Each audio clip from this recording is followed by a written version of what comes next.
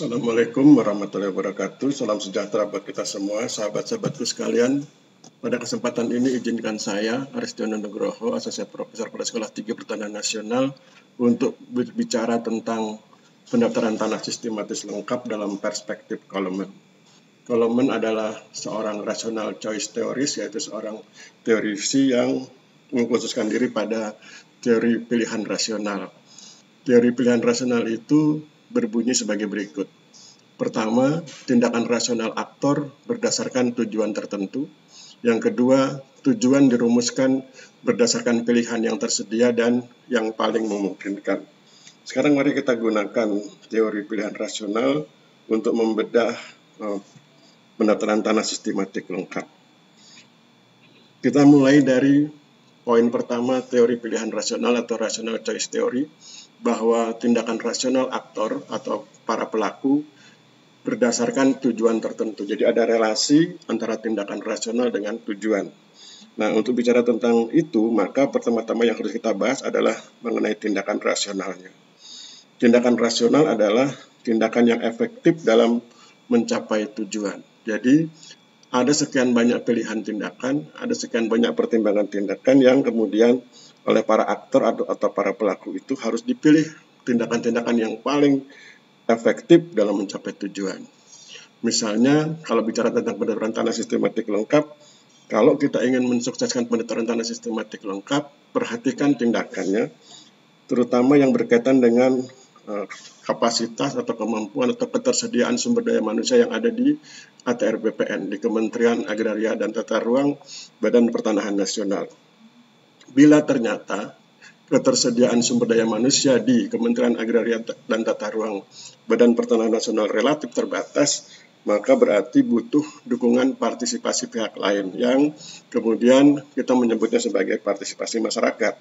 Partisipasi masyarakat itu bisa berarti partisipasi masyarakat desa, bisa berarti partisipasi pemerintah desa, bisa berarti partisipasi pemerintah kecamatan, pemerintah kabupaten, pemerintah provinsi, dan lain sebagainya, atau pihak-pihak lain yang bisa berkontribusi dalam pelaksanaan PTSL. Misalnya pihak pengukuran swasta, kemudian pihak kantor jasa surveyor berlisensi, dan sebagaimana kita ketahui pengalaman di Grobogan misalnya, di sana ada perusahaan swasta yang membantu masyarakat desa membuat peta tematik bidang tanah yang kemudian dari peta tematik bidang tanah itu bisa kemudian digunakan sebagai peta kerja. Itu artinya ada peran perusahaan swasta, dalam hal ini perusahaan swasta yang mensupervisi kegiatan masyarakat desa dalam konteks atau dalam kaitannya dengan PTSL, dengan pendaftaran tanah sistematik lengkap. Jadi, tindakan rasional itu poin pertamanya adalah tindakan yang efektif dalam mencapai tujuan. Yang kedua, tindakan rasional itu adalah tindakan yang paling baik dan paling menguntungkan. Maka kemudian dipilih tindakan-tindakan, dan kalau dalam kondisi saat ini kita ketahui bahwa pendaftaran tanah sistematis lengkap yang sekarang sedang berlangsung dan akan terus dilaksanakan adalah pendaftaran tanah sistematik lengkap yang berbasis pada partisipasi masyarakat. Maka dipilih tindakan yang paling baik dan paling menguntungkan dalam konteks itu. Artinya dilakukan upaya agar masyarakat berkenan berpartisipasi. Dalam kesempatan sebelumnya saya pernah bicara tentang kemampuan membangun power relation, membangun relasi kuasa. Relasi kuasa itu ada dua sisi. Di satu sisi pemberdayaan, yaitu mendorong orang-orang yang ingin mendukung tetapi belum memiliki kemampuan, maka mereka kemudian dilatih agar bisa memiliki kemampuan sehingga bisa mendukung pendaftaran tanah sistematik lengkap. Itu sisi yang pertama, orang menyebutnya sebagai power to, pemberdayaan. Ada juga yang disebut dengan istilah power over, yaitu konteksnya tentu dalam PTSL, yaitu ketika pihak-pihak yang dianggap belum bersedia atau belum mampu mendukung pelaksanaan pendaftaran tanah sistematik lengkap secara optimal, diberi penjelasan secukupnya, dilobi, didekati, dihubungi, agar kemudian mereka mengerti bahwa pendaftaran tanah sistematis lengkap itu identik dengan upaya pemberdayaan masyarakat. Sehingga kemudian mereka bersedia bekerja sama, mereka bersedia mendukung. Jadi itulah dua sisi dari power relation, yaitu power to, mengajak orang yang selama ini belum mendukung agar mendukung, dan pertama power over, mengajak orang yang selama ini belum mendukung menjadi mendukung, dan power to, melatih orang-orang yang sudah bersedia mendukung agar memiliki kapasitas dalam memberikan dukungan. Itu power relation. Kemudian ada juga transmisi nilai-nilai pertanahan, yaitu upaya dari teman-teman di kantor pertanahan, sahabat-sahabat di kantor pertanahan dalam mentransmisikan, mengalihkan pengetahuannya tentang pendaftaran tanah sistematik lengkap kepada pihak-pihak di luar ATR BPN yang berkenan membantu, berkenan mendukung, atau berkenan berpartisipasi. Sehingga kemudian mereka dapat mendukung dan ikut membantu pelaksanaan pendaftaran tanah sistematis lengkap dengan standar yang dibuat oleh teman-teman di Kementerian ATR BPN. Itulah yang dimaksud dengan transmisi nilai-nilai pertanahan yang kemudian sangat berperan ketika bicara tentang pendaftaran tanah sistematis lengkap. Poin yang berikutnya adalah berbicara tentang konformitas, yaitu berbicara tentang bagaimana masyarakat menyesuaikan diri, tindakan dan perilakunya agar sesuai dengan tindakan dan perilaku standar dalam pelaksanaan pendaftaran tanah sistematis lengkap. Itu disebut sebagai konformitas, dan kemudian konformitas itu agar kemudian menjadi semakin masif, dilakukan tindakan pabrikasi.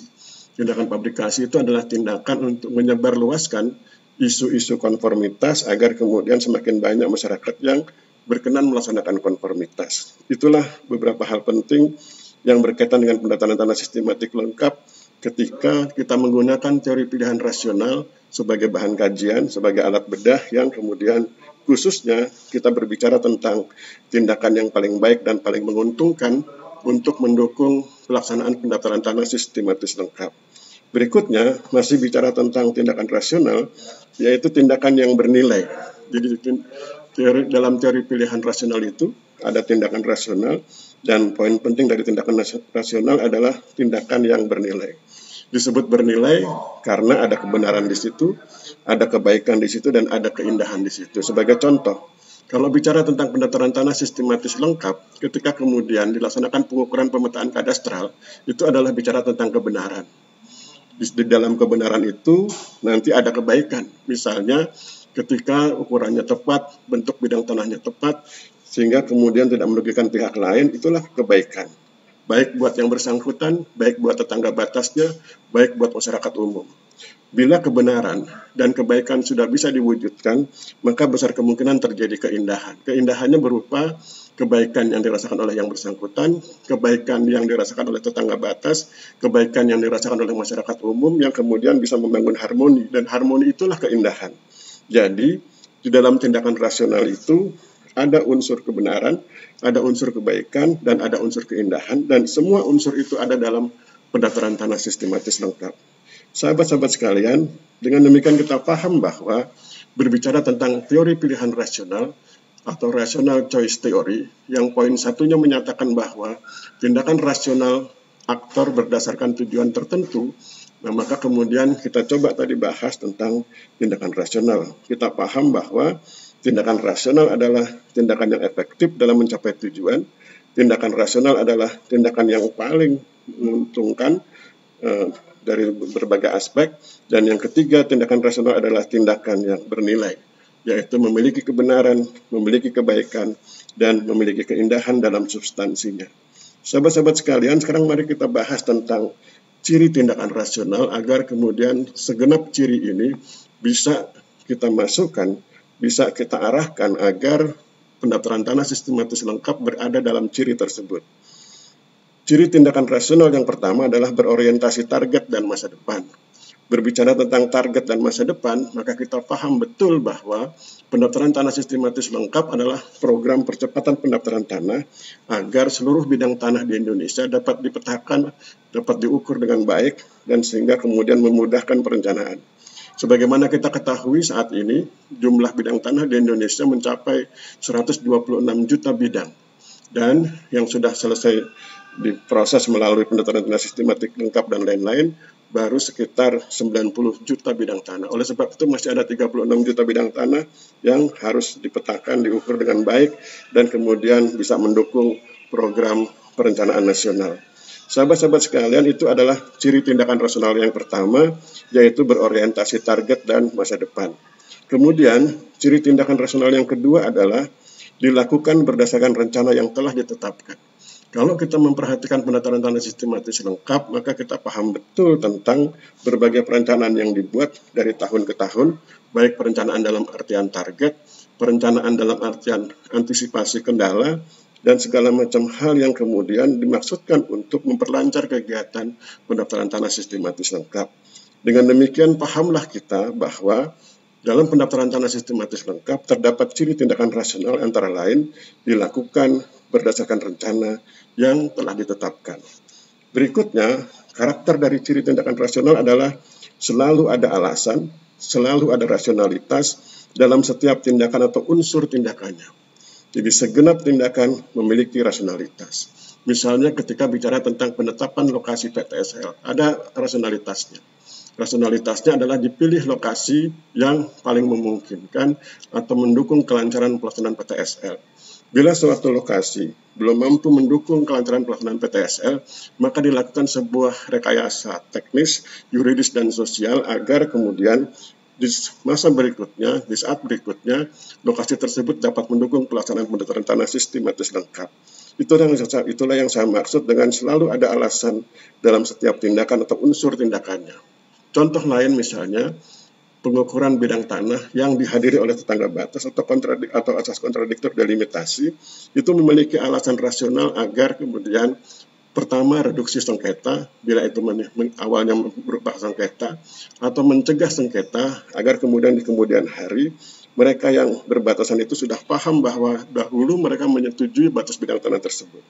Itu adalah alasan mengapa kemudian asas kontradiktor delimitasi dilaksanakan. Contoh berikutnya adalah pengumuman ketika subjek dan objek hak atas tanah diumumkan untuk memberi kesempatan kepada para pihak yang berkepentingan dengan bidang tanah itu untuk melakukan gugatan, melakukan keberatan bila ternyata ada kesalahan dalam pengumuman tentang subjek maupun objeknya.